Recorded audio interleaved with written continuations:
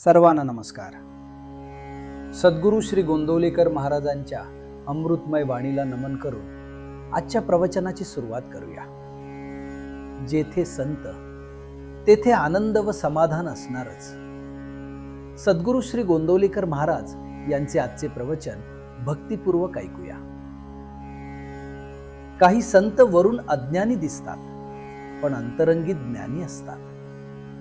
खरोखर संतांची बाह्यांगावरून पुष्कळदा ओळख पटत नाही. संतांचे होऊन राहिल्याने किंवा त्यांनी सांगितलेल्या साधनात राहिल्यानेच त्यांना नीट ओळखता येईल. मनातले विषय काढून टाकले म्हणजे संतांची प्रचिती येईल. आपले दोष जोपर्यंत नाहीसे होत नाहीत किंवा लोकांचे दोष दिसणे जोपर्यंत बंद होत नाही तोपर्यंत संतांची पूर्ण ओळख आपल्याला होणार नाही.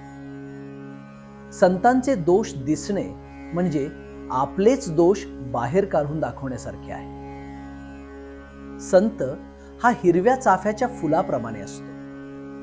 सुंदर वास तर येतो पण हिरव्या पानात ते फूल शोधून काढता येत नाही. त्याप्रमाणे जिथे संत आहे तिथे आनंद आणि समाधान असते. पण तो सामान्य माणसासारखाच वागत आणि दिसत असल्यामुळे आपल्याला ओळखता येत नाही. वेदांत आपण नुसता लोकांना सांगतो पण संत तो स्वतः आचरणात आणतात.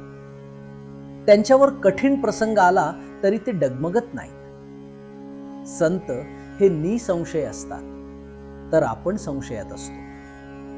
त्यामुळे त्यांना समाधान मिळते तर आपल्या पदरात असमाधान पडते. संशय नाहीसा करायला आपली वृत्ती बदलली पाहिजे. संतांना जे आवडते ते आपल्याला आवडणे म्हणजेच त्यांचा समागम करणे होय. मी करतो हे बंधनाला कारण असते. ते नाहीसे करणे म्हणजे गुरुचे होणे समजावे. कधी चुकतो आणि कधी बरोबर असतो तो साधक समजावा आणि जो नेहमी बरोबर असतो तो सिद्ध समजावा. नुसते इंद्रिय दमन हे सर्वस्व मानू नये. ते ज्याच्याकरिता आहे त्याचे अनुसंधान पाहिजे. ज्याला काहीतरी करण्याची सवय आहे त्याने काही काळ मुळीच काही करू नये आणि नंतर भगवंताचे अनुसंधान ठेवायला शिकावे. आपण परीक्षा एकदा नापास झालो तर पुन्हा परीक्षेला बसतो. पण भगवंताचे अनुसंधान ठेवण्यात एकदा प्रयत्न करून यश आले नाही तर ते मात्र आपण सोडून देतो. हे बरे नाही. देवाचे बोलणे हे बापाच्या बोलण्यासारखे आहे. त्याच्याजवळ तडजोड नाही. पण संत हे आईसारखे आहेत आणि आईपाशी नेहमीच तडजोड असते. जो भगवंताविषयी सांगेल तोच संत खरा. संत जो बोध सांगतात त्याचे आपण थोडे तरी आचरण करूया. भगवंताचे अधिष्ठान ठेवून प्रत्येक कर्म करावे. जिथे भगवंताचे स्मरण तिथे माया नाही.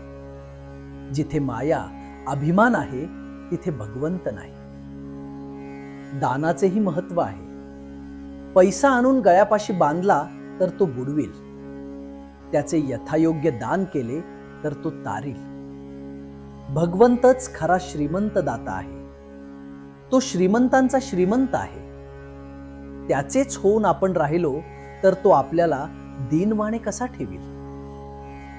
आजचे बोधवचन संत हे भगवंता वाचून दुसरीकडे राहिलेच नाहीत म्हणूनच ते संत झाले म्हणजे देवस्वरूप बनले. श्रीराम. जय राम जय राम. ब्रह्मचैतन्य सद्गुरू श्री गोंदवलेकर महाराज यांचे अमृतमय प्रवचन श्री दत्तरूप या आपल्या YouTube चॅनलवर नियमित ऐकण्यासाठी लगेच सबस्क्राईब करा.